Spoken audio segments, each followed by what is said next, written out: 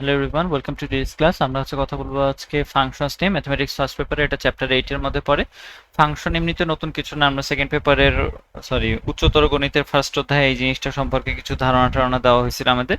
সেই ধারণাগুলোকে আর একটু সানায় নিতে হবে আমাদেরকে, প্লাস কিছু ডোমেইন রেঞ্জের জিনিসপত্র নিয়ে একটু বিস্তারিত আলোচনা আছে। বিশেষ নতুন করে কিছু নাই বলা যায়। পুরনো যে ধারণাগুলো ছিল সেগুলোকে আরেকটু ডিফাইন করে দেওয়া, এবং কিছু জিনিসপত্র জ্যামিতি কিংবা উপবৃত্ত পরাবৃত্ত এইসব জিনিস দিয়ে ব্যাখ্যা করার আমরা চেষ্টা করব আজকে। আচ্ছা, প্রথমত বলা হয়েছে ফাংশন, বলছে সকল অন্যায় ফাংশন কিন্তু সকল ফাংশন কি সকল অন্যায় ফাংশন নয়, কিন্তু সকল অন্যায় সকল ফাংশনই অন্যায়। এটা কেমনে কি কথা কইছে না কইছে পরের কথা। আমরা ফাংশনের জন্য যেই সব টেকনিকগুলো আর কি বিভিন্নভাবে মনে রাখি আমরা, তার মধ্যে সব থেকে পপুলার হচ্ছে মা এবং বাচ্চার জন্য যে রিলেশনটা। হ্যাঁ, মা আর বাচ্চার ক্ষেত্রে আমরা বলে থাকি এরকম যে ধরো এখানে এক্স এর যে এলিমেন্টগুলো আছে, তারা ধরো তারা ধরো বাচ্চা নির্দেশ করতেছে। হ্যাঁ, এই এক্স এর এলিমেন্টগুলো এবং ওয়াই এর এলিমেন্টগুলোকে আমরা এখানে রাখবো। এখানে ওয়াই এর এলিমেন্টগুলো নির্দেশ করবে হচ্ছে কি মা। এখন ব্যাপারটা হইতেছে যে এদের মধ্যে এক্স এবং ওয়াই এর মধ্যে সম্পর্কগুলোকে আমাদেরকে একটু বিচার বিবেচনা করতে হবে, নতুন করে কিছুই না, আমরা এই জিনিসপত্রগুলো আগেও করছি। কিরকম ধরো এইখানে এক্স এর ভিতরে যে সদস্যগুলো ছিল সেটা ধরো ছিল 1 2 এবং 3, আর ওয়াই এর ভিতরে যে সদস্যগুলো ছিল সেটা হচ্ছে এ বি এবং সি। তাহলে এই জিনিসটা আসলে তারপরে যদি আমি করি, সদস্যদের মধ্যে সম্পর্ক স্থাপন করি, আমরা বললাম এটার সাথে এটার সম্পর্ক, এটার সাথে এটার, এটার সাথে এইটার। তাহলে আমি যে অ্যানালজি দিতেছি মা এবং বাচ্চার কাহিনী, এটা কি তোমরা আগে জানতা নাকি? এটা আগে আমার শিওর করো।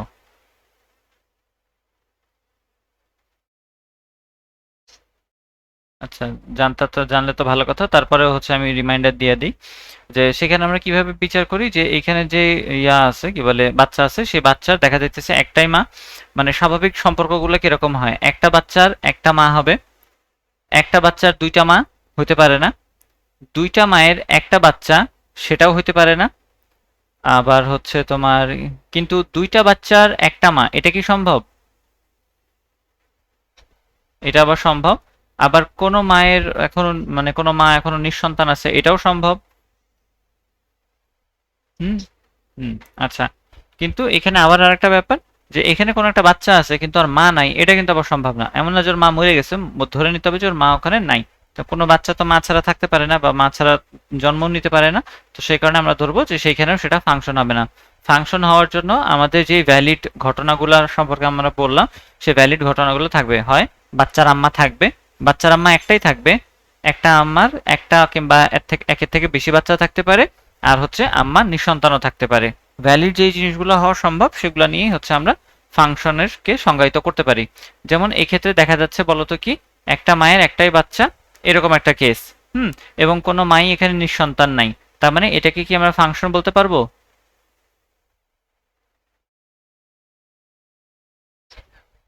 হুম, ফাংশন বলা যাবে। ফাংশন বলতে পারবো, কারণ ওই যে আমাদের রিয়েল লাইফ স্টোরিটাকে স্যাটিসফাই করছে সেজন্য। আচ্ছা, তাহলে ঠিক একইভাবে যদি আমি এখানে একটা এক্সট্রা এলিমেন্ট বসায় দেই, যে ধরো এখানে একটা ডি আছে, তাহলে কি এটা ফাংশন থাকবে?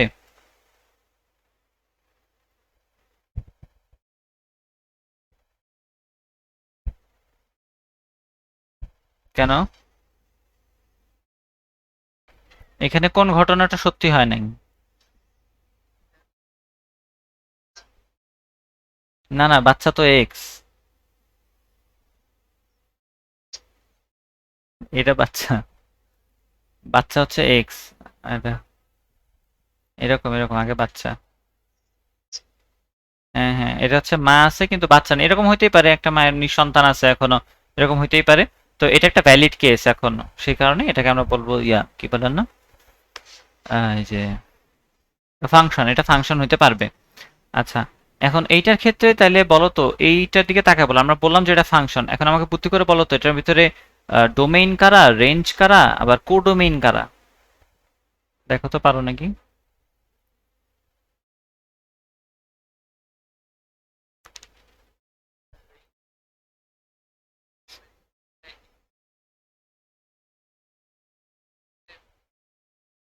ডোমেনটাই কোডোমেন।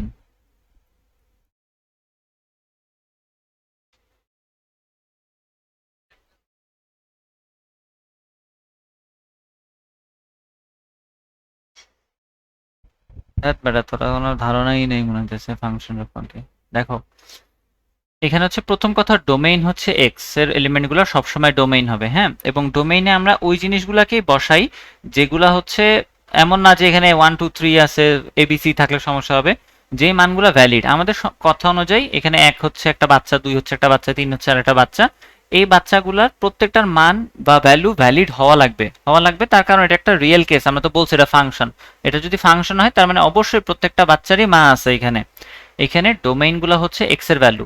আচ্ছা, আমরা কোডোমেইন বলতে বুঝবো যে এক্স এর ভ্যালুগুলার কারণে আমরা তো এমনিতে কি করি, যে ধরো একটা ফাংশন হয় y ইকুয়ালস টু ধরো 2x+1, এরকম একটা ফাংশন, হ্যাঁ, তখন আমরা আসলে নির্ণয় করি এক্স এর বিভিন্ন মানের জন্য y এর মান নির্ণয় করি, তাই না? তো y এর মানগুলোকে তো আমরা বলে থাকি রেঞ্জ। হুম। আচ্ছা, এখন বলা হয় যে y এর মানগুলো মানগুলো নিয়ে তৈরি সম্ভাব্য সেট আর কি।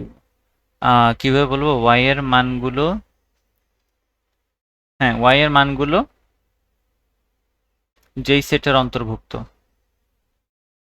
মানে হচ্ছে বাচ্চার যে আম্মাগুলা আছে সেই আম্মাগুলা কোন সেটের অন্তর্ভুক্ত সেটা দেখতে হবে আমাদেরকে। কিরকম, এখানে 3জন বাচ্চা, ওদের যখন আমরা মাকে ডিফাইন করতেছি তখন কিন্তু আমরা ওয়াই সেটটার দিকে তাকাইতেছি। আমরা বলতেছি যে 1 নম্বর বাচ্চা তোমার আম্মুকে, ও বলতেছে এ আমার আম্মু। 2 নম্বর বাচ্চাকে জিজ্ঞেস করা হলো, ও বললো সি আমার আম্মা। 3 নম্বরকে জিজ্ঞেস করা হলো, সে বললো বি আমার আম্মা। এই 3জনকে জিজ্ঞেস করার আগে এই 4জনই কি এই সম্ভাব্য মায়ের সেটের মধ্যে পড়ে না? পড়ে না, পড়ে না? তার মানে হচ্ছে এই যে সম্ভাব্য সেট, সম্ভাব্য যতগুলা আসলে অ্যান্সার হইতে পারে বা ওয়াই এর মান হইতে পারে যেগুলা, হ্যাঁ, সবগুলা যে ওয়াই এর হবে তা না। এখানে হচ্ছে ওয়াই এর মান কিন্তু শুধুমাত্র তোমার এ বি এবং সি, ডি কিন্তু ওয়াই এর মান না, কিন্তু সে কিন্তু ওয়াই এর মান হওয়ার যে সম্ভাব্য সেট ছিল সেই সেটের মধ্যে পড়ে। তাহলে সেই যে সম্ভাব্য সেট, টোটাল যত মানে রেঞ্জগুলো আমরা যেখান থেকে পাইতে পারি, সেই সম্ভাব্য সেটটাকে আমরা বলি কোডোমেইন। মনে থাকবে, সম্ভাব্য সেটটাকে আমরা বলবো হচ্ছে কোডোমেইন। আচ্ছা, কোডোমেইনের ভিতরে যারা শুধুমাত্র এক্স এর মাধ্যমে তৈরি হয়, এবার মানে এখানে এটার ক্ষেত্রে যদি বলি এক্স এর বিভিন্ন মানের জন্য ওয়াই এর যে মানগুলো পাওয়া যায় সেগুলো হচ্ছে কেবলমাত্র রেঞ্জ, অথবা বাচ্চাদেরকে জিজ্ঞেস করলে তারা যে যাকে তাদের মা হিসেবে ইন্ডিকেট করে সেই মাগুলা হচ্ছে কেবলমাত্র রেঞ্জের মধ্যে পড়বে। তাহলে এখানে রেঞ্জ কে কে আছে?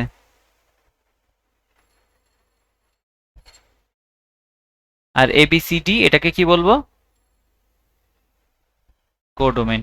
আচ্ছা, তোমরা হচ্ছে এক এক ফাংশনের ক্ষেত্রে মনে হয় এই জিনিসটা শিখছিলা। না, এক এক না, ফাংশনটার নাম হচ্ছে সার্বিক ফাংশনের ক্ষেত্রে নাকি, হ্যাঁ, সার্বিক ফাংশনের ক্ষেত্রে এই জিনিসটা শিখছিলে না, যে কোডোমেইন এবং রেঞ্জ সমান হলে সেটাকে সার্বিক ফাংশন বলে, এরকম কিছু, নাকি অনটু ফাংশন বলে? এইটা, হ্যাঁ, সরি, অনটু ফাংশন বলে।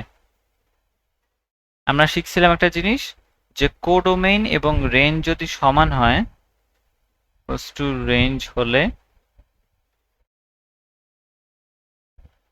সেটাকে বলি আমরা অনটু ফাংশন। অনটু না অনটু, এর বানানিতে ভুলে গেছি। এটা কি টি ও, মানে টি ডাব্লিউ ও? আচ্ছা, অনটু ফাংশন। এটার ওই যে সাবজেক্টিভ, ইনজেক্টিভ, বাইজেক্টিভ বিভিন্ন নাম আছে, ওগুলোও কিন্তু শিখতে হবে। আমার আপাতত মনে নেই দেখে বলতে পারতেছি না, এগুলো একটু দেখে নিও। সাবজেক্টিভ, ইনজেক্টিভ, বাইজেক্টিভ এগুলোর সুন্দর সুন্দর নাম আছে এক এক, তারপরে সার্বিক, অনটু, এগুলা হচ্ছে একসাথে, এগুলোর বিভিন্ন রকমের নামকে এভাবে বলা হয়। এটা খুব সম্ভবত সাবজেক্টিভ ফাংশন, হ্যাঁ, এটার অনটু ফাংশনকে সাবজেক্টিভ ফাংশন বলে, দেখা যাবে পরে যেমন নাই। আচ্ছা, কোডোমেইন এবং রেঞ্জ সমান তার মানে কি বলতো, একটু আন্দাজ করো তো, যে সম্ভাব্য যতগুলা সেট, মানে সেটের সম্ভাব্য সেটের ভিতরে যতগুলা মেম্বার ছিল তারা প্রত্যেকে রেঞ্জ হওয়ার সুযোগ পাইতেছে। হুম। তার মানে হচ্ছে এইখানে যতগুলা মহিলা ছিল তারা প্রত্যেকে আসলে সেখানে মা থাকবে, অর্থাৎ কোনো মা নিঃসন্তান থাকবে না।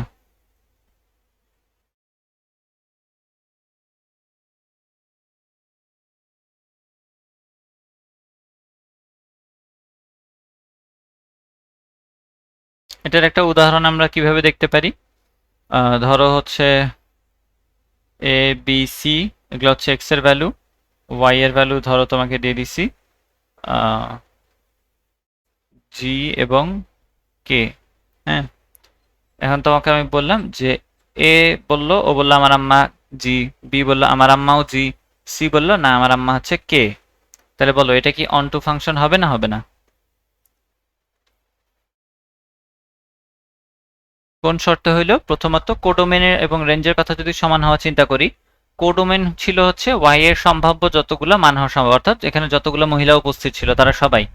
আমরা দেখলাম যে রেঞ্জ সেটা সমান হচ্ছে কিনা। রেঞ্জের ক্ষেত্রে দেখা গেল যে এ বি এর আম্মা হচ্ছে জি, সি এর আম্মা হচ্ছে কে। তার মানে যতগুলো মহিলা ছিল তারা সবাই এখানে প্রত্যেকে রেঞ্জ হওয়ার সুযোগ পাইছে, ওয়াই এর মান হওয়ার সুযোগ পাইছে। তার মানে রেঞ্জ এবং কোডোমেন এখানে সমান হয়ে গেছে, সেটাকে আমরা বলি অন টু ফাংশন। কোনো মা নিঃসন্তান থাকবে না। দুইটা থাকতে পারে, একটা থাকতে পারে, কিন্তু কখনো সে নিঃসন্তান থাকবে না, অর্থাৎ এখানে কোনো একা একা কোনো মা থাকতে পারবে না। এটা হচ্ছে ঘটনা। এটাকে আমরা কি বলি? অন টু ফাংশন, তাই না? আচ্ছা, আর একটা ফাংশন আছে যেটা আমরা কি বলি? ইনজেক্টিভ ফাংশন, অথবা এক এক ফাংশন বলা হয় না, ওয়ান ওয়ান ফাংশনও বলে। আচ্ছা, ওয়ান ওয়ান ফাংশনের ডেফিনেশনটা কিভাবে দাও তোমরা?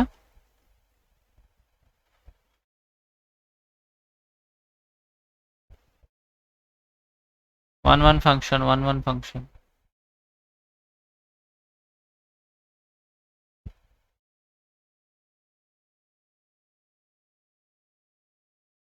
বলো বলো বলো। হ্যাঁ, যদি এটা এক্স্যাক্টলি মনে নেই তারপরে দেখি।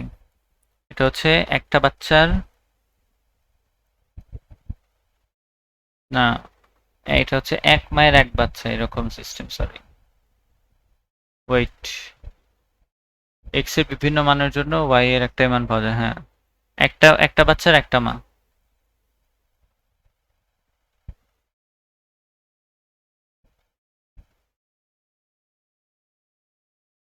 একটা বাচ্চার একটা মা, তাহলে বলো তো আসলে এখানে কি এটা কোডোমেইন এবং রেঞ্জটা কি সমান হবে নাকি হবে না?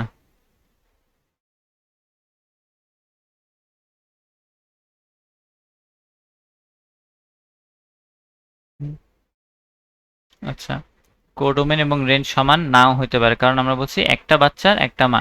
নিঃসন্তান মা থাকতে পারবে কি না পারবে সেটা বলি নাই কিন্তু।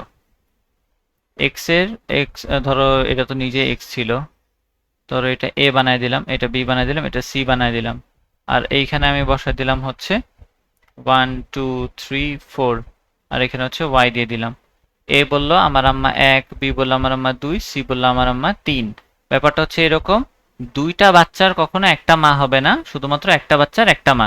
কোনো মা চাইলে নিঃসন্তান থাকতে পারে, চাইলে নিঃসন্তান নাও থাকতে পারে। এটা হচ্ছে বাংলাদেশের হ্যাপি ফ্যামিলির যেটা সরকার তৈরি করতে চাইতেছে ওরকম টাইপের একটা ব্যাপার, যে দুইটা সন্তান হলে ঠিক আছে, কিন্তু একটা হলে ভালো হয় আর কি। এটা হচ্ছে সে একটা হলে ভালো হয়, একটা মায়ের একটাই বাচ্চা হবে, এবং পারলে নিঃসন্তান থাকো তো আরো ভালো। বুঝতে পারছি? হুম। আচ্ছা, এখন হচ্ছে আর একটা জিনিস আসে, সেটা হচ্ছে এই ওয়ান ওয়ান ফাংশন এবং এই অন টু ফাংশন, এটাকে আমরা কি একসাথে করতে পারি নাকি সেটা দেখতে হবে। তাহলে এইখানে ছিল কোনো মা নিঃসন্তান থাকবে না, অর্থাৎ প্রত্যেকটা মায়ের কোনো না কোনো বাচ্চা থাকবে। আর অন টু ওয়ান ওয়ান ফাংশনের ক্ষেত্রে বলছিল যে একটা বাচ্চার একটাই মা থাকবে। তাহলে দুইটাকে যদি আমরা একসাথে করি তাহলে কি বলতে পারবো? দুইটাকে একসাথে করে কি বলা যায়, কি লেখা যায়, নতুন কি একটা, মানে যে সার্বিক ফাংশন আমরা যেটাকে বলি মূলত, সেই সার্বিক ফাংশনের জন্য ওই এই বাচ্চা মায়ের উদাহরণটা কিভাবে দিব? সার্বিক ফাংশন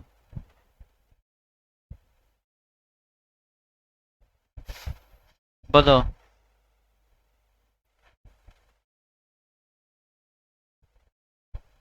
এটাই, প্রত্যেক মায়ের একটা করে বাচ্চা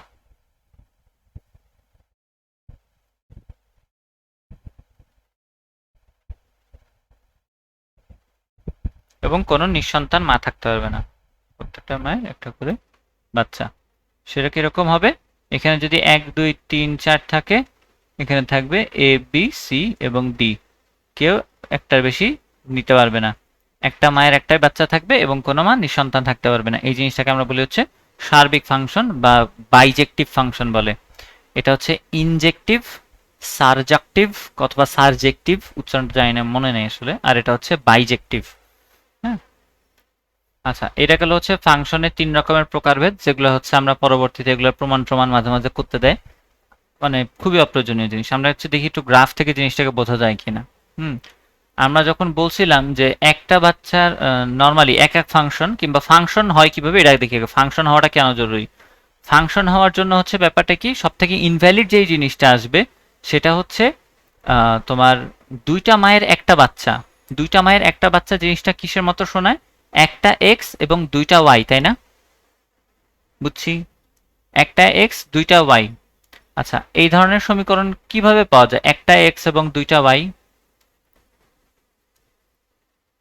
একটা এক্স দুইটা ওয়াই, এটা হচ্ছে পরাবৃত্তের একটা ইকুয়েশনের মতো, যেটা হচ্ছে ওয়াই ইকুয়ালস টু এক্স এর মতো, অথবা এটা 4 × 1/x বলা যায় না, সরি 4 × 1/4 এরকম কিছু, তাই না? বলো ঠিক কি না? আচ্ছা, তার সাথে আরো অনেক সহগ টহগ থাকতে পারে, থাকলে থাকুক গা। আমরা হচ্ছে দেখতে চাচ্ছি যে স্থানাঙ্ক ব্যবস্থা ওর অবস্থানটা কিরকম হয়। আমরা দেখছিলাম এই যে আমরা তো পরাবৃত্ত কিছুটা শিখছি, আন্দাজা আছে, সে অনুযায়ী ওই পরাবৃত্তের ইকুয়েশনটা দেখতে এরকম হয়েছিল। এই ইকুয়েশনের ভিতরে দেখো আমরা বলছিলাম এক্স হচ্ছে বাচ্চা, ওয়াই হচ্ছে আম্মা। তাহলে এইখানে যে এক্স আছে, ধরো এইখানে একটা বিন্দু, এই বিন্দুতে পজিশন হচ্ছে ধরে নিলাম আমি 40, হ্যাঁ এটা হচ্ছে 40 বিন্দু। তাহলে এইটাতে এটা বললাম আমি 43, তাহলে বুদ্ধি করে বলো তো এই বিপরীত পাশের বিন্দুটা কত হবে? এটা হচ্ছে 43, তাহলে এই বিন্দুটা কত?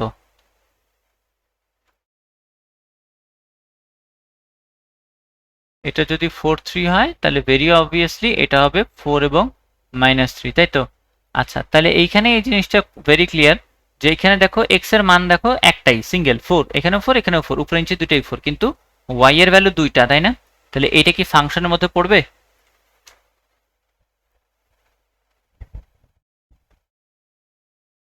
বোঝো নাই মনে হয়।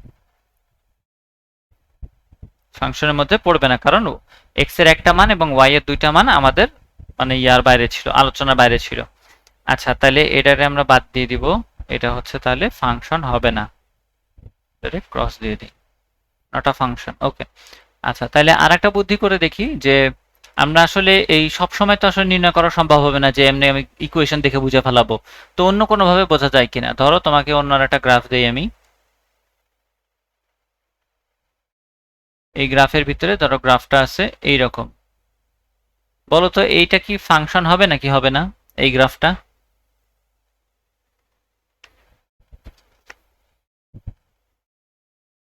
খুব বুঝা, একটু খেয়াল করি, আমরা জুম ইন করলেই বুঝা ফেলাবো কি হয়েছে ঘটনা।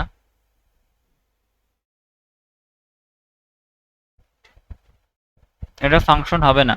কেন হবে না? প্রথমত দেখো এইখানে আমরা যদি একটা ওয়াই অক্ষের সমান্তরাল কিছু লাইন টানি, ধরো এখানে একটা লাইন টানলাম, তাহলে এই বিন্দুটার কথা চিন্তা করো। এই বিন্দুতে এক্স এর যে মান, ধরো এই বিন্দুতে এক্স এর মান হচ্ছে 8, 4, তাহলে এই বিন্দুতে এক্স এর মান কত হবে?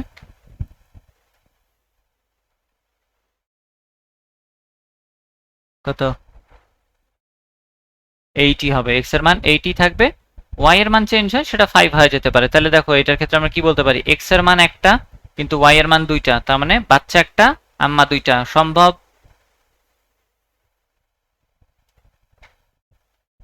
বুঝি নাই।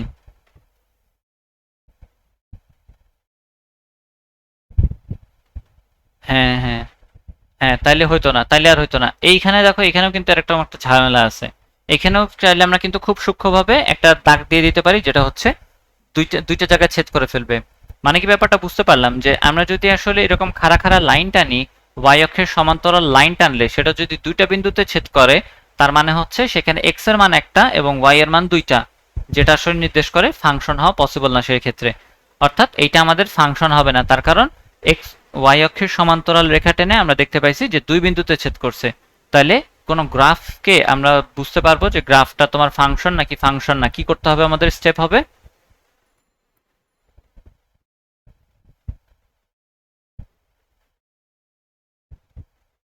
আরে তুমি মান তো সবসময় দেখতে পারবা না, কি মানে টোটকা বুদ্ধিটা এই মাত্র কি দিলাম।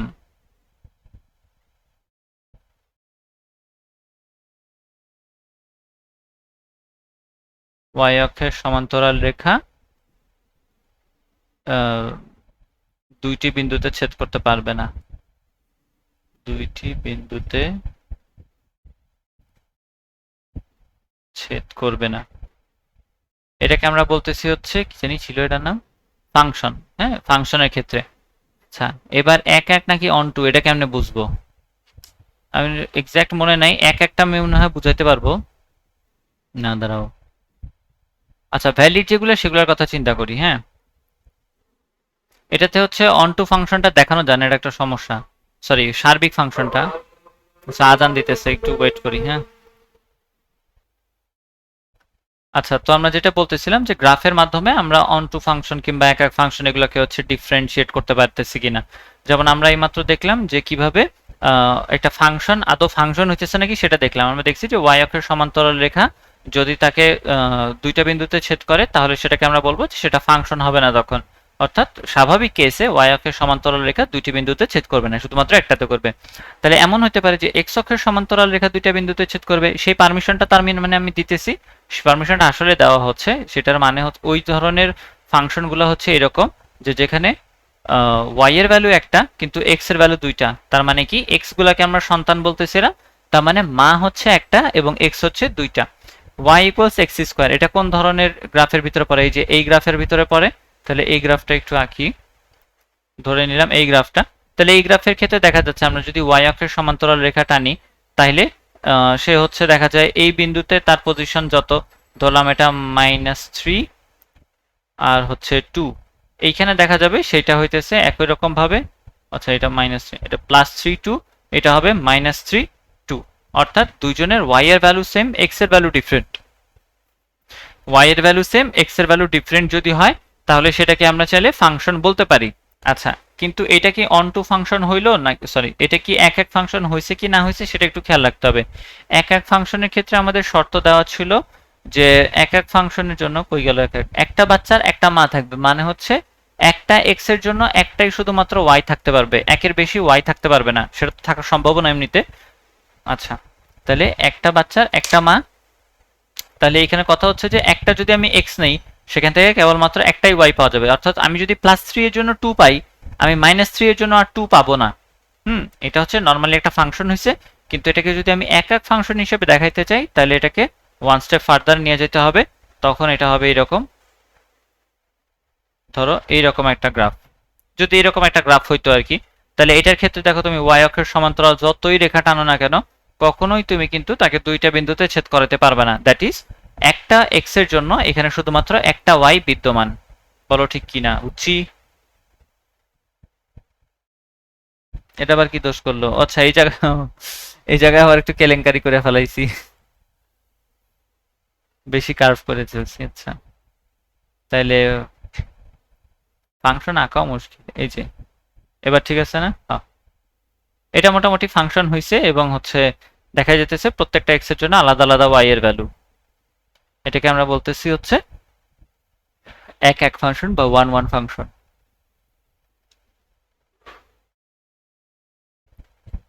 বুঝতে পারলাম।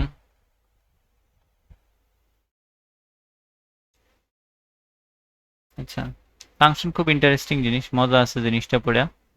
অঙ্কগুলো আরো সহজ, এটা হচ্ছে আরো মজার জিনিস। আচ্ছা, কোডোমেন রেঞ্জের কথা তো বুঝছি। আচ্ছা, এটা লেখে কিভাবে এটা একটু দেখাই, যে কোনটা কোডোমেন কোনটা রেঞ্জ এটা কিভাবে বলে।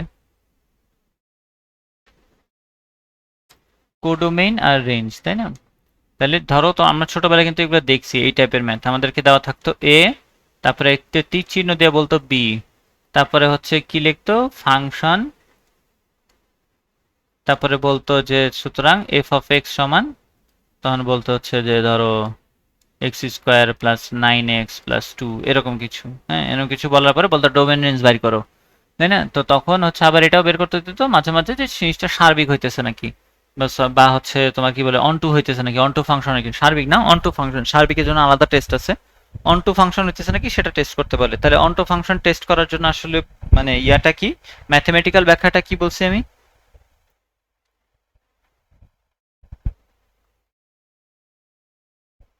কোডোমেন এবং রেঞ্জের সমান হবে। তাহলে আমি যে রেঞ্জ পাবো সেটা কিসের সমান হবে, এ এর সমান হবে না বি এর সমান হবে?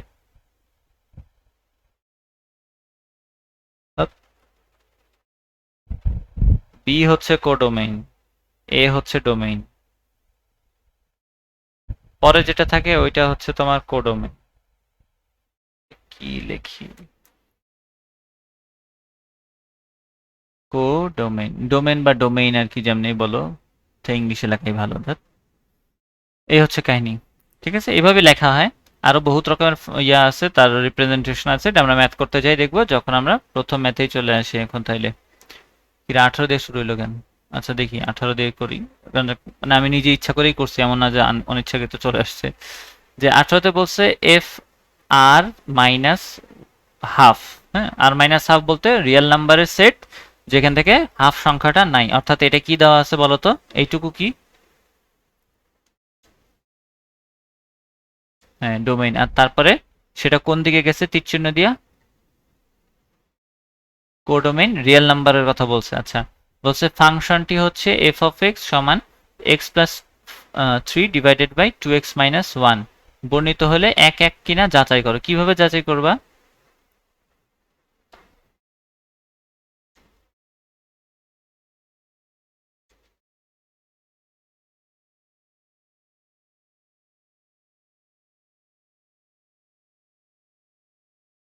আচ্ছা, তুমি নট ইকুয়ালস এর জন্য শিখছো। আচ্ছা, আমরা হচ্ছে ইকুয়ালস এর জন্য শিখছিলাম, মেবি মনে নাই। ওকে। হুম হুম হুম। আমি আসলে বুঝছি না এটার মানে করে লাভটা কি হয়। ওদের কথা অনুযায়ী হচ্ছে f of x one equals to f of x two হবে অথবা না হবে যদি এবং কেবল যদি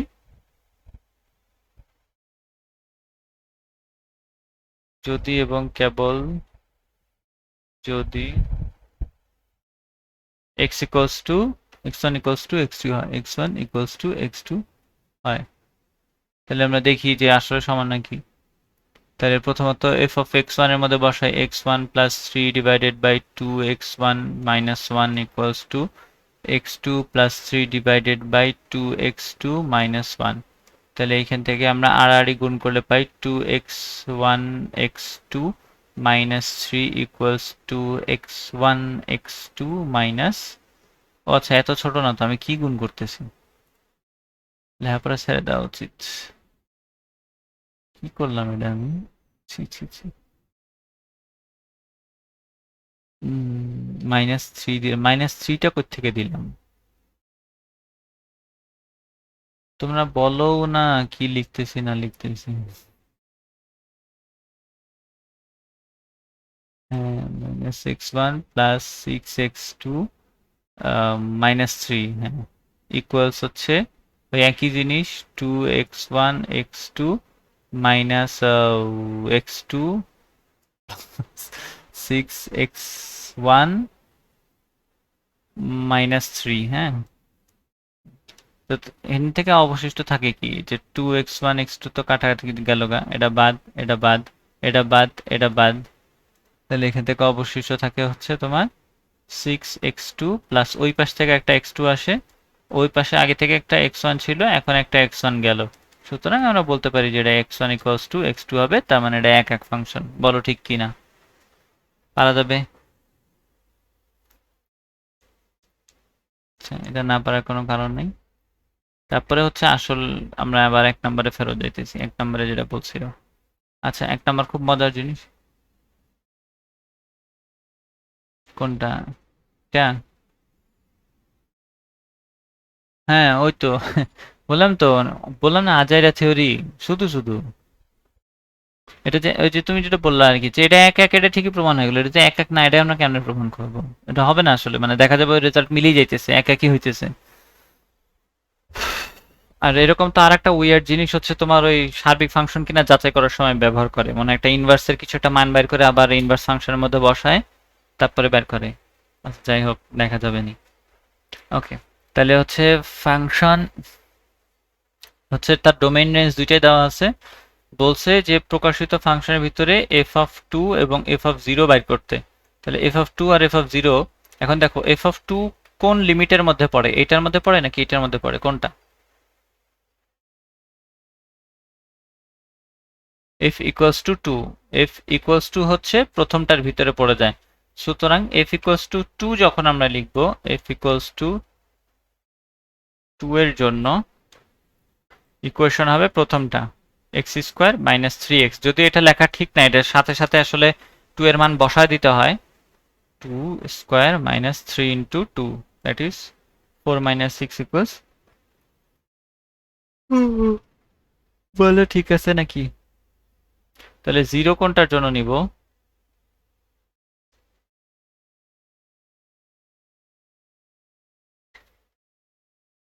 হুম, প্রথমটা না দ্বিতীয়টা? নিচেরটা। তখন 0 নিলাম, তখন হচ্ছে 0 স্কোয়ার, আচ্ছা এখানে তো x প্লাস 2, তাই না? তাহলে x প্লাস 2, x এর বদলে 0 প্লাস 2, দ্যাট ইজ 2। হুম, আচ্ছা দেখো, একটা ফাংশন যেটা হচ্ছে 2 এর খুব কাছাকাছি রেঞ্জের ভিতরে দেখা যাইতেছে ফাংশনের ভ্যালু অনেক ফ্ল্যাকচুয়েট করতেছে, হ্যাঁ, এটা আসলে নির্দেশ করে এই জিনিসটা ইয়া হয় না, কি বলে, আহ, এটার কোনো লিমিট নাই, ঠিক আছে? এটার কোনো লিমিট নেই, কিংবা এই ফাংশনটা ডিফারেন্সিয়েবল না, এই জিনিসটাকে প্রকাশ করে। ডিফারেন্সিয়েবল না এটা পরে হিসাব হয়, এই ফাংশনটা যে লিমিট নাই সেই জিনিসটা নির্দেশ করে হচ্ছে যে তার এই যে তার কন্টিনিউটি নাই, সে এখানে তখন 2 ছিল, ও না, ঠিক আছে। আচ্ছা এটা বলা যাবে না আসলে, তার কারণ তোমার ওয়েট 2 2 4, হ্যাঁ হবে, কন্টিনিউটি নাই আসলে, দেখতে পাবা। আচ্ছা আমরা আরেকটা টেস্ট করে কন্টিনিউটি জিনিসটা একটু শিখাই দেই হালকা। এখন এইখানে যেটা বের করছি না, এটা কিছুই না, এটা হচ্ছে ফাংশন ভ্যালু, এটাকে আমরা বলি ফাংশন ভ্যালু। আর একটা জিনিস আছে রাইট হ্যান্ড লিমিট, আরএইচএল বলে right hand limit. Right hand limit মানে হচ্ছে যে এই যে 2 সংখ্যাটা নিয়ে আমরা কাজ করতেছি, 2 এর থেকে একটু বড় সংখ্যা নিয়ে তারপরে টেস্ট করে দেখব। এখন বলো 2 এর থেকে একটু বড় কোনটা এখানে? এই প্রথমটাই না? প্রথমটাই তো। আচ্ছা প্রথমটা যেহেতু, তাহলে রাইট হ্যান্ড লিমিট হবে হচ্ছে তখন এফ অফ এক্স এর, এফ অফ এক্স তো আর লেখে না, কি জানি, এক্স স্কোয়ার, তাহলে এক্স স্কোয়ার মানে 2 square minus 3 into 2, that is minus 2 নাকি? হ্যাঁ, মাইনাস 2। আর যদি আমি লেফট হ্যান্ড লিমিটের কথা বলি, লেফট হ্যান্ড লিমিট আসে দেখো 0 এর থেকে বড় হইতে হবে, 0 এর থেকে বড় হইলে কি হবে? তাই 0 এর থেকে বড় কোনটা আছে এখানে, দ্বিতীয় ইকুয়েশনটা নাকি? 0 এর থেকে বড় কেন বলতেছি আমি? 2 এর থেকে বড়, কারণ আমাদের মেইন 2 নিয়ে কাজ করতেছিলাম, তো তো 2 এর থেকে বড় হলে আরএইচএল, 2 এর থেকে একটু ছোট হলে এলএইচএল নিয়ে কাজ করি। লেফট হ্যান্ড লিমিট বাম পাশের দিকে তো ঋণাত্মক গুলোর সংখ্যা হয়, তাই না? তাহলে 2 সংখ্যাটার থেকে একটু ছোট কোনটা হয় দ্বিতীয় সমীকরণের জন্য, কিন্তু মান যখন আমরা বসাবো ডিরেক্ট 2ই বসাবো, আসলে 2 প্লাস 2 ইকুয়ালস টু হবে 4। ব্যাপারটা বুঝতে পারলাম কি?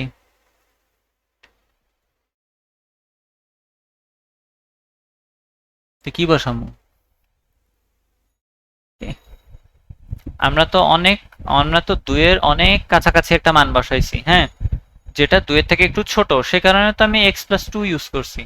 এটা যদি 2 এর থেকে বড় সংখ্যা হইতো তাহলে তো আমি উপরেরটা ইউজ করতাম, কারণ 2 এর থেকে অনেক অল্প পরিমাণে বড়, সেই জিনিসটা অলমোস্ট 2 এর কাছাকাছি, কিন্তু তখন ফাংশন কিন্তু আমাকে ইউজ করতে হইতেছে এক্স স্কোয়ার মাইনাস 3x। বুঝতে পারলাম? এটা হচ্ছে ব্যাপার। এটা কিভাবে করে এটার হিসাবটা দেখাই। মানে এইটার মানে সিগনিফিকেন্সটা কি, যে right hand limit left hand limit, এই যে right hand limit left hand limit বের করতেছি, এগুলো কিন্তু আসলে ফাংশন ভ্যালু, তাই না? আর কি কিছু? ফাংশন ভ্যালু ছাড়া কিচ্ছু না। কিন্তু ধরো 2 সংখ্যাটার কথা বলতেছিলাম না, এই যে ধরো 2 এই জায়গায় আছে, 2 যখন স্বাভাবিক অবস্থায় ছিল, 2 তো এখানে ছিল না, 2 তো নেগেটিভে আসছে অ্যান্সার। দেখো আমি যখন x এর ভ্যালু 2 নিছি ফাংশন ভ্যালুতে, y এর মান আসছে -2, তাহলে ফাংশনটা কই আছে? এইখানে কোথাও, তাই না? 2 এবং -2। এখন এই অবস্থায় কল দেয় কেটাতে পারে, উদ্ভাস থেকে কল দিচ্ছে, দাঁড়াও একটু ওয়েট। আচ্ছা আমরা আলোচনা করতেছিলাম যে কিভাবে আমরা ফাংশন, মানে এই ফাংশন ভ্যালু কিংবা আরএইচএল এলএইচএল এগুলো কি নির্দেশ করে আসলে। আমরা যখন ফাংশন ভ্যালু বের করতেছিলাম তখন যখন আমরা 2 বসাইলাম x এর মান, আমরা y এর মান পাইছি -2, x এর মান 2, y এর মান -2, বিন্দুটা এই জায়গায় অবস্থিত, খুব সহজ হিসাব। কিন্তু আমরা বলতেছি এখন আপনি যদি 2 এর থেকে একটু বড় সংখ্যা নিতাম, আরএইচএল লেফট রাইট হ্যান্ড লিমিট মানে 2 এর থেকে যদি একটু বড় সংখ্যা নেই, সেটা মান আসবে -2। ভালো কথা, তার মানে এই যে এখানে যেটা ছিল ওইটাই। তাহলে একটু এটারে জুম ইন করে রাখি, তাহলে এইটাকে এখন তারা বলতেছে যে এটা এখন এই 2 এর কাছাকাছি একটা জায়গাতে আসবে, ভালো কথা।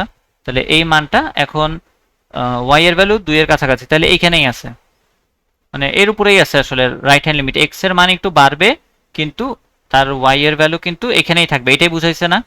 বুঝতে পারতেছি? তাহলে বিন্দু দুটো যে পাশাপাশি হইলো, প্রথমটা হচ্ছে শুধু 2, পরেরটা হচ্ছে 2 এর থেকে একটু বড়। এটা হচ্ছে right hand limit. Right hand লিমিটের ভ্যালু আমরা -2 পাইছি। কিন্তু আমরা যখন লেফট হ্যান্ড লিমিট বলতেছি, অর্থাৎ আপনি যখন এক্স এর ভ্যালু নিতেছেন, এখন এক্স এর ভ্যালু মানে কি, এই যে এক্স এর ভ্যালু এই পর্যন্ত আগাইলাম, তারপরে হচ্ছে আমার ওয়াই এর ভ্যালু, তার মানে উপরে অথবা নিচে নামা। কিন্তু আমি ওয়াই এর ভ্যালু এখন পাইছি কত বলতো, 4 এলএইচএল। তার মানে হচ্ছে 2 এর থেকে আপনি যদি ডানে যান তাহলে দেখা গেল আপনি ওখানেই আছেন, -2 এর -2তেই আছেন। কিন্তু 2 এর থেকে আপনি যদি একটু বামে চলে আসেন তাহলে দেখা যাবে আপনি আর ওই জায়গায় নাই। আপনি ওই জায়গায় নাই, আপনি তখন কই আছেন, দেখা যাবে এটা তো 2, আর এই দেখা যাবে 4 হচ্ছে এইখানে কোথাও আছে তখন। বুঝতে পারলাম? তার মানে হচ্ছে এদের মধ্যে একটা গ্যাপ তৈরি হলো না? এদেরকে যদি আমি স্ট্রেট লাইন দিয়ে কানেক্ট করে দেখাই যে এরা কত কি মানে কিরকম দূরে দূরে আছে, এটা আবার এমন হইতেছে কেন? হুম, আচ্ছা, স্ট্রেট লাইনে কানেক্ট হইতেছে না, যাই হোক। কই গেল আগের বিন্দুটা, খায় ফেললাম কেন? হ্যাঁ, স্ট্রেট লাইন দিয়ে যদি আমি কাছাকাছি আনতে যাই তাহলে দেখা যাবে যে 2 এর ঠিক আগের বিন্দুটা কোথায়, উপরে উঠে গেছে, তাই না? আচ্ছা, 2 এর খুব আগে ঠিক আগের বিন্দুটা যদি উপরে ওঠে, ভালো কথা, উঠলে ভালো কথা, সমস্যা নেই, উঠলো। আমরা এই জিনিসটাকে আরেকটু জুম করে আরেকটু ভেঙে দেখাই। এখন ধরো এটা বাদ দিলাম, আগের আগের চেহারা বাদ দাও, এখন নতুন ইয়াতে নতুন একটা স্থানাঙ্ক ব্যবস্থা আমরা নেই, ধরো এরকম। এইখানে এবার আমার একটা বিন্দু আছে, এটা হচ্ছে আমার ছিল সেই যে 2, সেই 2টা, আর তার পাশের বিন্দুটা এখন একটু দূরে করে আঁকলাম, হ্যাঁ, এবং এই বিন্দুটা এইখানে চলে গেছে অন্য আরেকজন এই জায়গায়, তাই না? এটা কি বুঝতে পারছি? চিত্রটা বুঝতে পারছি? ঠিক এইখানে যেটা আছে, এই যে এই বরাবর, এইটা হচ্ছে আমাদের 2, এটা হচ্ছে আমাদের রাইট হ্যান্ড লিমিট, যেটাও ওই একই দূরত্বে আছে, ওয়াই অক্ষ থেকে সরি এক্স অক্ষ থেকে একই দূরত্বে -2 পজিশনেই আছে। কিন্তু আমরা যদি একটু লেফটে আসতাম তাহলে সেটা চলে গেছে +4-এ। এই ব্যাপারটাকে এখন তুমি যদি এদের ঢালের কথা চিন্তা করো, দেখো তো এই দুইটা বিন্দুর মধ্যে ঢাল কত, মানে কিরকম হবে, দুইটা পাশাপাশি বিন্দু আছে, এরকম দুইটা পাশাপাশি বিন্দু আছে, একটু জুম আউট করে যদি দেখি আমরা তাহলে দেখা যাবে একটু পাশাপাশি এরকম বিন্দু আছে, এরকম একটা ঢাল পাওয়া যাবে না? হুম, তাহলে আমরা একটা ঢাল পাইলাম, সেই ঢালটা হচ্ছে এইরকম, ভালো কথা। আচ্ছা, এবার যদি আমি অন্য একটা বিন্দু নেই, যে এইখানে আরেকজন বিন্দু ছিল, এখন এই বিন্দু আর এই বিন্দুর ঢালটা কি সেম হবে? মানে ঢালটা হচ্ছে তখন এরকম হবে দেখতে, এরকম খাড়া একটা লাইন, মানে খাড়া থেকে একটু বাঁকানো, এই দুইটার এরকম হবে, তাই না? এটা হচ্ছে ফাংশন ভ্যালু, এটা হচ্ছে লেফট হ্যান্ড লিমিট, এটা হচ্ছে right hand limit. Right hand limit এবং ফাংশন ভ্যালু মিলে যেই গ্রাফটা আমাকে দিতেছে, গ্রাফ বা কি বলে, যেই কি জানি বলে এটা, স্পর্শক দিতেছে, কিংবা হচ্ছে যেই সরলরেখা পাইতেছি আমরা টানার মাধ্যমে, তাদেরকে যোগ করার মাধ্যমে, এইখান থেকে আমি যে ঢালটা পাচ্ছি বা যে সরলরেখাটা পাইতেছি তারা কিন্তু ডিফারেন্ট। হ্যাঁ, তাহলে এই ডিফারেন্সটা তখন হবে এরকম, নীল কালি দিয়ে যদি দেখাই তাহলে হচ্ছে, ধরে নিলাম এরকম কিছু হবে। তাহলে বলো যে আসলে এই জিনিসটা এরকম, এটা নির্দেশ করতেছে এখন আমি যদি 2 এর ডান পাশ থেকে এসে একটা ঢাল টানি তাহলে ঢাল হয় একরকম, আমি যদি 2 এর বাম পাশ থেকে এসে একটা ঢাল টানি ঢালটা হয় আর এক রকম। এই যে দুইটা ডিফারেন্ট ঢাল পাইলাম, এটার মানে হচ্ছে যে এইখানে কোনো রকমের ইয়া এক্সিস্ট করে না, কি বলে, মানে এই ফাংশনটা হচ্ছে ডিফারেন্সিয়েবল না। বুঝতে পারলাম? ফাংশনটা যে ডিফারেন্সিয়েবল না, আমরা এইমাত্র সেই জিনিসটাকে প্রমাণ করলাম। ফাংশন আর একটা জিনিস হচ্ছে যে এখানে লিমিটই নাই, ডিফারেন্সিয়েবল হবে কিভাবে, মানে লিমিট এক্সিস্ট করে না। লিমিট এক্সিস্ট করার শর্ত হচ্ছে function value, right hand limit, left hand limit সমান হইতে হয়। যদি এই তিনজন সমান হয় তাহলে সেটার ক্ষেত্রে আমরা বলি যে লিমিট এক্সিস্ট করবে। এখানে লিমিটই এক্সিস্ট করে না, এখানে তোমার ডিফারেন্সিয়েবল হওয়া তো দূরের কথা। তাহলে আমরা দেখলাম লিমিট এক্সিস্ট না করলে ডিফারেন্সিয়েবল কেন হইতে পারে না। ডিফারেন্সিয়েবলের কথা কেন বললাম, যে ডিফারেন্সিয়েবল আমরা করি কি আসলে, ডিফারেন্সিয়েশনের সময় ঢাল বের করি, এটা শিখছি না? যে ডিফারেন্সিয়েশন মানে হচ্ছে ঢাল বের করা। আমরা যখন ঢালটা বের করতে গেলাম তখন কিন্তু দেখা গেল কি হইলো, ঢালটা উল্টাপাল্টা আসলো, দুইটা ডিফারেন্ট আসলো। আচ্ছা, ঢাল কিভাবে বের করি সেটা একটু দেখি, যে নর্মালি আসলে এই ঢালের কথা কেন বললাম হঠাৎ করে ডিফারেন্সিয়েশনে, তাহলে এই ঢালটা কাজ করে কিভাবে। ডিফারেন্সিয়েশনের ক্ষেত্রে আমরা যখন সরল রেখা থাকে আমাদের কাছে, তখন আমরা দুইটা বিন্দু নেই, ওদের মধ্যে তোমার কি বলে দূরত্বের পরিবর্তন হিসাব করলেই হয়ে যায়, তাই না? যে এক্স অক্ষ বরাবর কি পরিমাণ পরিবর্তন, ওয়াই অক্ষ বরাবর কি পরিমাণ পরিবর্তন, সেটা নির্ণয় করলেই হয়ে যায়। এবং এখানে একটা কনস্ট্যান্ট ঢাল থাকে, প্রত্যেক দুইটা বিন্দুর জন্য ঢালটা কনস্ট্যান্ট থাকে। কিন্তু আমরা যখন একটা কার্ভ নিয়ে কাজ করব, আমরা যদি একটা কার্ভ নিয়ে কাজ করি, ধরলাম আমাদের কার্ভটা, ধরে নিলাম এরকম, এটা ফাংশন হয়েছে না হয়েছে পরের কথা, ধরে নিলাম এরকম, কিন্তু ওর জন্য কিন্তু তার কার্ভের সমস্যাটা কি, তার ঢাল এক এক জায়গায় এক এক রকম। এইখানে একটা ঢাল পাওয়া যায়, তুমি যদি এই বিন্দুতে ঢাল দেখো তাহলে এইখানে আর একটা ঢাল পাবা, তুমি যদি এখানে ঢাল দেখো তাহলে ঢালটা হবে এইরকম। তার মানে আমরা বুঝতে পারতেছি যে কার্ভড লাইনের জন্য ঢাল এক এক সময় এক এক রকম হয়। তাহলে একটা নির্দিষ্ট বিন্দুতে যদি আমি একটা ঢাল নির্ণয় করতে চাই তাহলে আমি করবোটা কি, কি উপায় বের করা যায় ঢালটাকে? তাহলে এটার জন্য আমরা দুইটা পন্থা অবলম্বন করে থাকি। একটা হচ্ছে আমরা ওই বিন্দুটার কাছে ডান দিক থেকে আসি, আর একটা পদ্ধতি হচ্ছে ওই বিন্দুটার কাছে আমরা বাম দিক থেকে আসি। তাহলে ধরো এই বিন্দুটা এখন এইখানে আছে, এটা কি আঁকলাম, ধরো এইখানে একটা কালো বিন্দু আছে মাঝখানে, ওর কাছে আমরা যদি এটা যদি নর্মাল সরলরেখা হইতো তাহলে আমরা এই কোণে আর একটা বিন্দু নিতাম, তাহলে হচ্ছে এদেরকে যোগ করে দিলে এমনি হয়ে যেত, তাই না? বুঝছি? বুঝো নাই? আচ্ছা, এখন আমাদের উদ্দেশ্যটা থাকে কি, এভাবে আসলে বের করা পসিবল না। আমরা এই জিনিসটার আর একটু ভিতরে যাওয়ার চেষ্টা করি। কেমনে ভিতরে যাই? ভিতরে যাওয়ার প্রসিজারটা হচ্ছে এই যে এইরকম, এতখানি কাছে চলে আসার পরে দেখো আমি যখন এতখানি কাছে চলে আসবো তখন এইটুকু অঞ্চল যতটুকু গোলাপি করলাম, হ্যাঁ, এইটুকু অঞ্চলের মধ্যে এটা কি সরল রেখা নাকি বক্ররেখা, এটা কি বোঝা সম্ভব?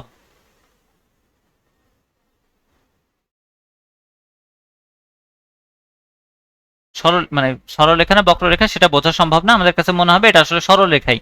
তো ওকে আমি সরলরেখা হিসেবে কখন ট্রিট করতে পারতেছি, যখন আমি এখন সরলরেখা যদি আমি ট্রিট করি তার মানে হচ্ছে এইখানে যে বিন্দুটা আছে এবং এই বিন্দু দুইজন, এরা দুজন এখন এত বেশি কাছাকাছি যে এদের ঢাল নির্ণয় করলে আমার এই পজিশনে ঢালটা বের হয়ে যাবে, তাই না? আচ্ছা, এই কাছাকাছি পজিশনের ঢালের জন্যই আমরা কিন্তু এই জিনিসটাকে প্রকাশ করি হচ্ছে ডিওয়াই, কি লিখতেছি না, রিয়া কমাই একটু উইথ, আমরা এটাকে বলি হচ্ছে dy, sorry, dy divided by dx. আমরা কিন্তু যখন ঢাল শিখছিলাম আমরা শিখছিলাম y2 minus y1 divided by x2 minus x1, তাই না? এই সূত্রটাকে দেখো, d মানে হচ্ছে অতি ক্ষুদ্র বোঝায়, y মানে হচ্ছে অতি ক্ষুদ্র বোঝায়। এই জিনিসটা এখানে আসছে যে dy বাই dx মানে আসলে আপনি ঢাল নির্ণয় করবেন যেটা খুব ক্ষুদ্র পরিসরে। এই ক্ষুদ্র পরিসরে ঢাল নির্ণয়ের জন্য এখন আমরা হচ্ছে একটু শিওর হইতে চাই যে ভাই আমি যেটা নির্ণয় করলাম এটা ঠিক আছে নাকি। তাহলে এই কালো বিন্দুতে ঢালের জন্য আমরা হচ্ছে একবার ডাইন দিক থেকে দেখি, একবার আমরা বাম দিক থেকে দেখি যে দুই পাশ থেকে জিনিসটা ঢাল বের করা সম্ভব হইতেছে নাকি। তখন আবার দেখবো আরেকটা এই পাশ থেকে।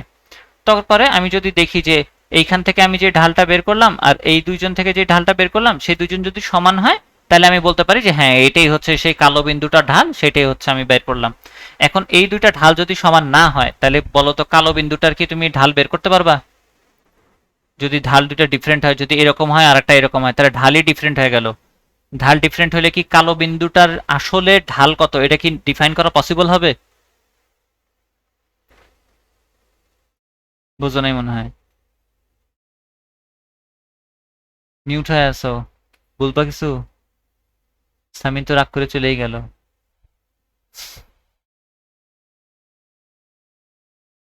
হ্যাঁ, তখন বের করা সম্ভব হবে না।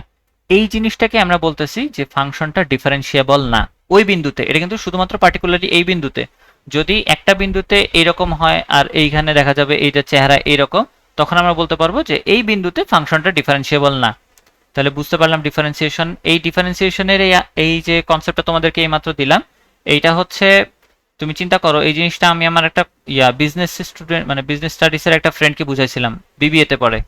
এই ডিফারেন্সিয়েশন তারপরে তোমার মিনিমা ম্যাক্সিমা ওইটার একটা প্লেলিস্ট আছে, র্যান্ডম প্লেলিস্টের ওইখানে, ওইটার লিঙ্কটা আমি হচ্ছে ইয়াতে দিয়ে দিব, নি ডিসকর্ডে দিয়ে দিব। ওটা অবশ্যই যদি একটু ডিফারেন্সিয়েশন সম্পর্কে আগাম ধারণা রাখতে চাও তাহলে ওইটা দেখতে পারো এবং খুব ইজি ওয়েতে বুঝতে পারতেছো। আমি বিজনেসের একটা স্টুডেন্টকে কিন্তু ওই জিনিস বুঝাইছি, তো তোমাদের ওটা বুঝতে খুব বেশি সময় লাগবে না।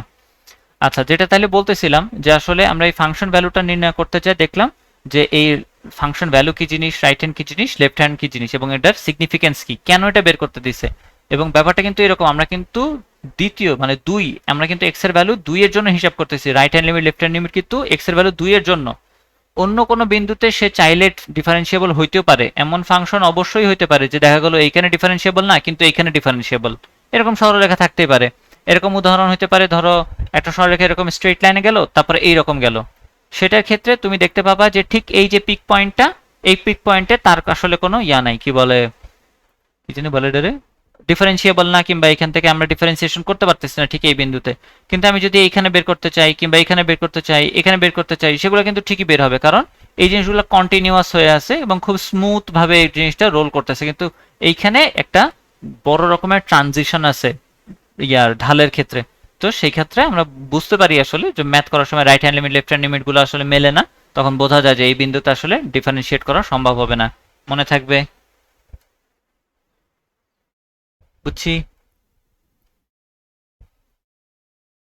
আচ্ছা, এই ফাংশন ভ্যালুর মেলা কাহিনী কয়ে ফেলাইছি আমি, এটা বলা উচিত হয় না এত কিছু।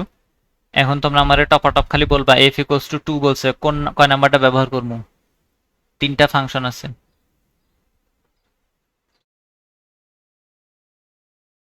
সেকেন্ডটা ভেরি গুড, আমি কিন্তু ব্লাইন্ডলি তোমাদের কথা শুনতেছি। বলছে 2, এটা দেখা যাচ্ছে -2 থেকে 3 এর ভিতরে আছে 2 নাম্বারটা, খুব ভালো কথা। তাহলে আমরা 2 এর জন্য বসাবো সেকেন্ড ইকুয়েশন।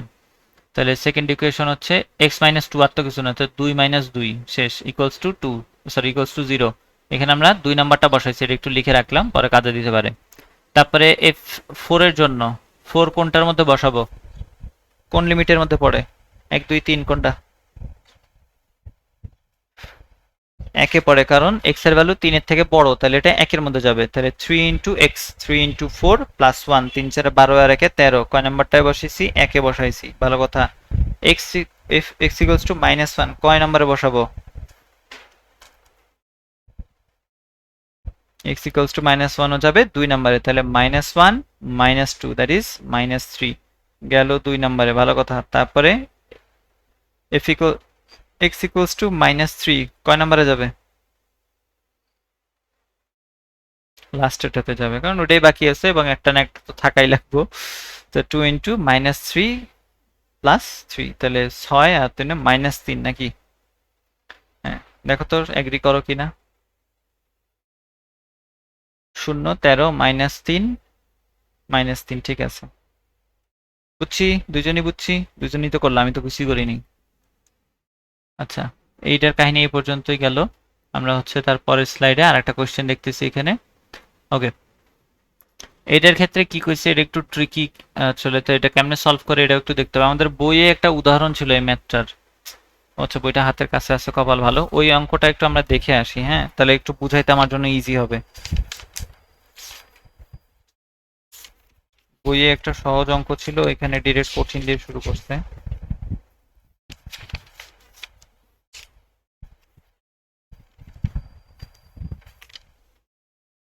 ওই যে এক্স টু দি, হ্যাঁ পাইছি। আমরা ফাঁকা জায়গা কই ছিল? এখানে আছে ফাঁকা জায়গা। তাহলে আমরা বইয়ে একটা জিনিস ছিল, একটা ম্যাথ ছিল এরকম, যে f ইকুয়ালস টু যদি x³ - 3 হয়, ইকুয়ালস টু হচ্ছে x-2 হলে আমাদেরকে f অফ x এবং হচ্ছে f অফ 5 বের করতে হবে। f অফ x আর f অফ 5 বের করা আমারই পার্থক্য কিছু নাই। আচ্ছা, তো এই প্রসেসটা করে কেমনে এটা আগে বুঝতে হবে, হ্যাঁ। আচ্ছা, ভিতরের অংশটা আমরা হচ্ছে প্রথমত y দিয়ে রিপ্লেস করব, হ্যাঁ, কারণ বাইরে অলরেডি যেহেতু আমাদের কাছে ইয়া আছে, কি বলে, এক্স এর টার্মস আছে, হ্যাঁ, তো আমাদের ভিতরে জিনিসটাকে একটু সিম্পলিফাই করতে হবে। আমরা হচ্ছে y এর মানটা বের করার চেষ্টা করি এক্ষেত্রে। তাহলে আমরা দেখতে পাইলাম যে ধরে নিতেছি যে f অফ y সমান হচ্ছে x-2। তাহলে বলো তো y সমান কত? x³ - 3, বলো ঠিক কিনা? ঠিক। এইখানে এইটা বের করার পরে, এই x এবং y এর মধ্যে সম্পর্ক তৈরি করার পরে, এইখানে যে xটা আছে, x এর যে রাশিটা আছে, সেটা হচ্ছে এই ফাংশনের ডান পাশের অংশটার মতন বানাইতে হয়। তাহলে এটা কিভাবে বানানো যায় দেখো, প্রথমত আমরা কি করতে পারি, y এর লগে 3 যোগ করে দিতে পারি, তাহলে হয়ে গেল y+3 ইকুয়ালস টু x³, ভালো কথা। তারপরে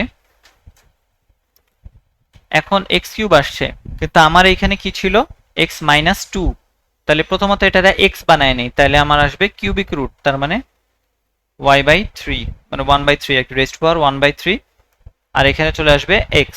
এখন আমাদেরকে বলছে যে x-2 দেওয়া ছিল ইনিশিয়ালি, ডান পাশের অংশটা x-2 ছিল, তাহলে x-2 যদি লিখি, সেটাকে লেখা যায় y+3 হোল রেজড পাওয়ার 1/3 -2, তাই তো? আচ্ছা, দেখো তো x-2 এটা কিসের সমান?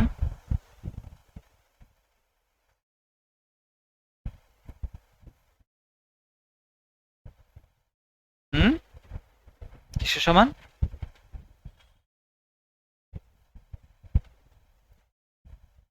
কোনটা এটা সমান? এটা সমান তো আমি জানি, এটা কি আমি দেখতে পাই না নাকি? আমরা ধরে নিছি যে এটা সেইটার সমান হয়ে যায় না, f অফ y হয়ে যায়। হ্যাঁ, এটা বলতেছি, এটা হয়ে যায় এফ অফ ওয়াই। তাহলে সুতরাং আমরা এখন কি পাইলাম, এফ অফ ওয়াই সমান হচ্ছে y plus three divided by, sorry, whole raise to power one minus one by three minus two. তাহলে এখান থেকে যদি তুমি এবার এক্স বের করতে পারো, কি করবা, এক্স ওয়াই এর বদলে এক্স বসিয়ে দেবা, x plus three whole raise to power one by three minus two. শেষ। বুঝতে পারলাম। তারপর পাঁচ বসাও না দুই বসাবে, সেটা তোমার ইচ্ছা। এটা কি বুঝছি? প্রথমত আমরা ভিতরের অংশটাকে ওয়াই ধরবো, তারপরে ওয়াই এর আকারে হচ্ছে ডান পাশের অংশটাকে সাজাবো। ডান পাশের অংশটাকে মানে যেরকম আছে তাকে ভাঙ্গা ভাঙ্গা ভাঙ্গা ভাঙ্গা ওইরকম নিয়ে আসবো। তারপরে হচ্ছে সেটা প্রথম যেটা ধরেছিলাম যে line y f of y, ওই জিনিসটা সমান বানাই দিলেই হয়ে যাবে। দেখি এই ধারণাটা কাজে লাগে। এটা একটু এক্সপার্টাইজের উপরে নির্ভর করে যে তুমি কতটা দক্ষ এই ম্যাথগুলো করতে। এটা একটু ভালোভাবে প্র্যাকটিস করো কয়েকটা, হ্যাঁ, ভালো হবে, মজা পাবা। আচ্ছা, তাহলে এইটার ক্ষেত্রে আমরা বলছি ভিতরের অংশটাকে আগে ওয়াই ধরা লাগবে, তাই না? আরে এটা তো পারবো না মনে হইতেছে। এটা কেন নিলাম? হলে এফ অফ মাইনাস টু বের করতে বলছে। আচ্ছা, এটা তো কঠিন অঙ্ক, এটা ওরা কেন দিছে আগে? আচ্ছা, আগে এটা করে আসি, চার করে আসি, তারপর ওটা করতেছি। হ্যাঁ, এটা এটা পারবো আমরা। এটার জন্য ওই যে যে নিয়মটা শিখাইলাম আমরা, হচ্ছে x plus two x plus three, এটা সমান কত ধরবো? এটা সমান ধরলাম ওয়াই। তাহলে আমরা লিখতে পারি যে এফ অফ ওয়াই সমান হচ্ছে এক্স প্লাস থ্রি। আচ্ছা, তখন দেখি আমরা এক্স প্লাস থ্রি এর মানটা বের করার চেষ্টা করি কিভাবে। এইখানে যে অংশটা বের করলাম আমরা প্রথমে যেটা লিখলাম, এটাকে আর গুণন করে দেবো, এক্স প্লাস টু ইকুয়ালস, হ্যাঁ, ও হ্যাঁ, সেভেন। ঠিক আছে, ভেরি গুড। তারপর এখান থেকে আসে থ্রি ওয়াই। আমাদের দরকার হচ্ছে শুধুমাত্র এক্স এর মানগুলা। তাহলে আমরা কমন নিতে পারি, এক্স যদি কমন নেই এখান থেকে আসে one minus Y equals three Y minus two. সুতরাং X equals three Y minus two divided by one minus Y. Okay, খুব ভালো কথা, এক্স এর মান পাই গেছি। এক্স এর মান হলে তো হবে না, আমরা আসলে কিসের মান বের করতে চাচ্তেছি বলো তো? এক্স প্লাস সেভেন এর মান। সেটা আমাদের জন্য আসলে আমাকে ওয়াই এর সাপেক্ষে একটা ফাংশন ভ্যালু দিয়ে দিবে। তাহলে এক্স প্লাস সেভেন মানে সাত যোগ করবো খালি এর সাথে। তাহলে three Y minus twelve, sorry minus two, one minus y minus কত, এটা কত জানি, সাত, সরি প্লাস সাত, প্লাস সাত যোগ করে দিলাম। এইটার সমান আবার কত? এটা সমান হচ্ছে ওয়াই এফ অফ ওয়াই। তাহলে আমরা বলতে পারি এফ অফ এক্স সমান কত? এফ অফ এক্স সমান যা আছে তাই এর মধ্যেই এক্স বসায় দেওয়া। বুঝছি না বুঝি নেই? বোঝা নাই মনে হচ্ছে। Very good. এই ধ্যান ধারণা কাটতে লাগায় আমরা দেখি, হ্যাঁ, আচ্ছা, এই ধ্যান ধারণা কাজে লাগে দেখি আমরা এটা করতে পারি নাকি। এটার ক্ষেত্রে বলছে যে যদি এরকম হয় আর কি, তাহলে ইয়া বের করতে, এফ অফ মাইনাস টু বের করতে। আচ্ছা, যদি এইটার এটা আমরা যদি এফ অফ মাইনাস টু বের করতে যাই, তাহলে আমরা দেখি যে এক্স এর কোন ভ্যালু এর জন্য এই দুইজন সমান হইতেছে সেটা বের করবো আগে। Plus four equals to minus two. তাইলে আমরা বলতে পারি X square minus six X, sorry minus five X plus six equals to zero. সুতরাং এখান থেকে বলা যায় X plus two X minus two এবং X minus three equals to zero. সুতরাং এক্স ইকুয়ালস টু টু অথবা থ্রি। বুঝছি, two অথবা থ্রি। তার মানে হচ্ছে যে আমরা যদি এইখানে এক্স এর ভ্যালু টু অথবা থ্রি বসাই, তাহলে কিন্তু আমরা এফ অফ মাইনাস টু পাওয়া যাইতেছি। তাহলে এইখানে এক্স এর ভ্যালু যা হবে, এইখানে কি এক্স এর ভ্যালু ডিফারেন্ট কিছু হবে সমীকরণের ডান পাশে? অবশ্যই না। এক্স এর ভ্যালু যদি এখানে দুই বসাই, তার মানে এখানেও দুই বসবে। এক্স এর ভ্যালু যদি এখানে তিন বসাই, তাহলে এখানেও তিন বসবে। দুইটাই করে দেখি আমরা। এক্স এর ভ্যালু একবার হচ্ছে এখানে মানে মাইনাস টুই থাকবে, ভিতরে মাইনাস টু, কিন্তু এক্স এর ভ্যালু হচ্ছে দুই বসালাম আমরা। এক্ষেত্রে এক্স এর ভ্যালু হচ্ছে দুই। এক্স এর ভ্যালু দুই হইলে এখানে বসে দুই প্লাস এক, তাহলে হইল কত, পাঁচ। আর এখানে আছে এফ এর ভ্যালু মাইনাস থ্রি, কেন লিখতেছি, আচ্ছা এটা তো মাইনাস টুই আর কি, কিন্তু সেখানে এক্স এর ভ্যালু হচ্ছে থ্রি। তাইলে three plus three, that is six. বোঝো নাই মনে হয়।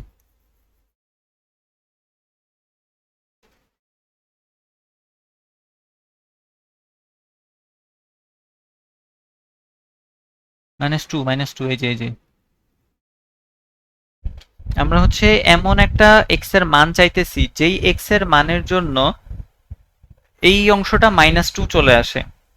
তাহলে এইখানকার এক্স এর ভ্যালু যদি আমি পাওয়া যাই, যেটা তাহলে এই পজিশনে আমি এক্স এর ভ্যালু পেয়ে যাব, এবং সেটা পাবো কিন্তু -2 এর জন্য, কিন্তু কারণ এর ভিতরে আমি এক্স এর এমন একটা ভ্যালু বসাচ্ছি যেটা আসলে এফ অফ -2 নির্দেশ করতেছে, তাই না?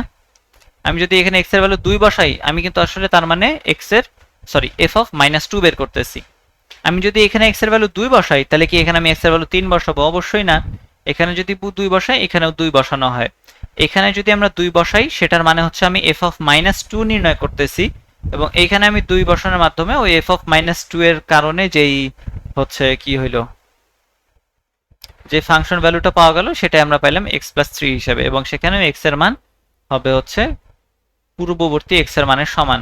তাহলে 2 মাইনাস, এগুলোকে মাইনাস নিয়েছি কেন? আচ্ছা সরি, এটা হচ্ছে এক্স এর মান 2 নিয়ে করা হয়েছে, যেখানে আমরা ওই যে x+3 এইটার জায়গায় 2+3, এটার ক্ষেত্রে হচ্ছে এক্স এর মান মাইনাস, এটা কি হলো, এটা কি লিখলাম, এটার ক্ষেত্রে এক্স এর ভ্যালু হচ্ছে 3 দিয়ে করা হয়েছে। 3 দিয়ে করলেও দেখা যাবে ওই রেজাল্ট, যেহেতু এটা দ্বিঘাত সমীকরণ, বুঝতে পারতেছো দুইটা সমাধান হবে, দুইটা সমাধানের জন্যই তোমার কি হয়, জিরো জিরো তো না, কি জানি বলা যায়, দুটো সমাধানের জন্য আমাকে হিসাব করতে হবে, এবং দুটো সমাধানের জন্য আসলে -2 পাওয়া যায়। তো সেই কারণে এফ অফ -2 ইকুয়ালস হলো 3+3 ইকুয়ালস টু 6। শিখছি। আচ্ছা, কোনটা কি বাদ দিলাম? আচ্ছা, 5 নাম্বারটা একটু দেখবো, 5 নাম্বারটা করে ছেড়ে দিব আজকে। আচ্ছা, এখানে দেখো একটা ইকুয়েশন দেওয়া আছে, এফ অফ এক্স এর ভ্যালু বের করতে বলছে। এটা খুব সহজ অঙ্ক, খুব মজার অঙ্ক। এখানে দেওয়া আছে যা এক্স, এক্স এর পরিবর্তে -x বসায় দাও, তাইলেই হবে। আমরা কি করি, চেষ্টা করি আসলে এক্স এর পরিবর্তে 2 বসানো, 3 বসানো, 4 বসানো। এখন এক্স এর পরিবর্তে আমি -x বসায় দিছি, তাহলে এই অংশটা কি নির্দেশ করবে তখন বলো তো, কত বের হবে এখান থেকে?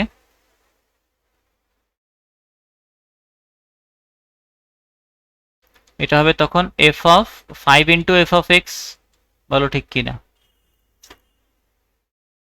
বোঝো নাই মনে হয়, 5 ইন্টু এফ অফ এক্স। আচ্ছা, তাহলে তার পাশের অংশটা কি হবে?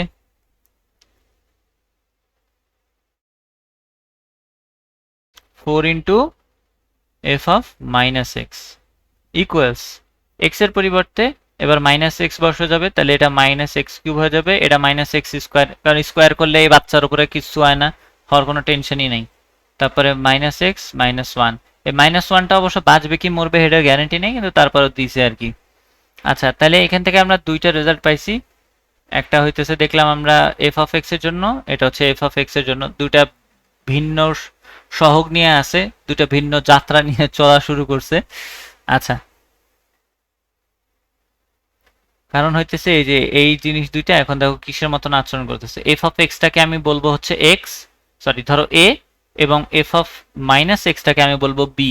তাই দেখো এটা অনেকটা 4a plus 5b equals to something, 5a plus 4b equals to something. এইখান থেকে আমি a এবং b এর ভ্যালু বাইর করব, কিন্তু আমার কি আদৌ a আর b সবগুলো দরকার? আমার তো দরকার শুধুমাত্র এফ অফ এক্স, তার মানে আমরা শুধুমাত্র a বের করার চেষ্টা করব। বুঝি নেই,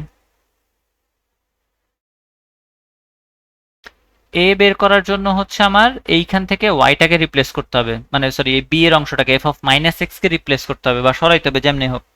তাহলে এটাকে করার বহুত রকমের উপায় আছে, অপনয়ন, অপনয়ন, প্রতিস্থাপন, বহুত রকম, কিন্তু এরকম জরুরি মুহূর্তের জন্য আমরা যেটা করব, অপনয়ন পদ্ধতি ব্যবহার করি আসলে মোস্টলি। অপনয়ন পদ্ধতি অনুযায়ী কি করতে হবে বলতো, যদি আমরা এই অংশটুককে বাদ দিয়ে দিতে চাই, মাইনাস গুলাকে,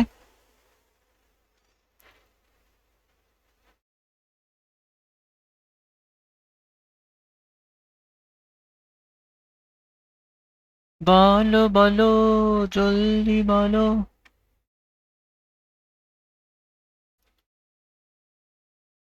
এই বেটা, এফ অফ -x কেমনে সরামু? হ্যাঁ, কও কও প্রথমটারে। হ্যাঁ বেটা, প্রথমটারে 5 দিয়ে গুণ দিলে উপরে 25 হয়, নিচে 16 হয়, এটা 25 হয়, নিচে 16 হয়। আমরা যেটা সরাবো সেইটাকে, সেইটার জন্য হচ্ছে তাদেরকে সমান বানাইতে হয়।